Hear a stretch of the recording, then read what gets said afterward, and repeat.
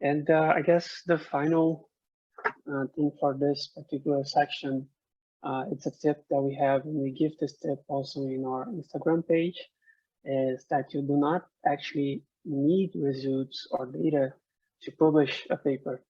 And this is in fact our most popular post with more than 100,000 views, 2,000 likes, 200 shares, and over 3,000 saves.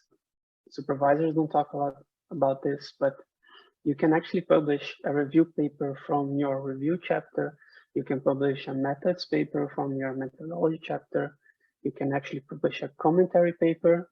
So this is usually a letter to an author or an editor.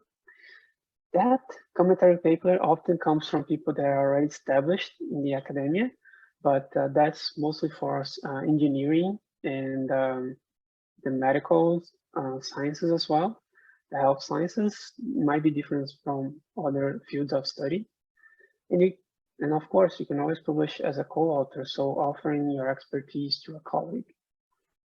So keep that in mind. You don't actually need results data to publish a paper. There are other ways to publish without this.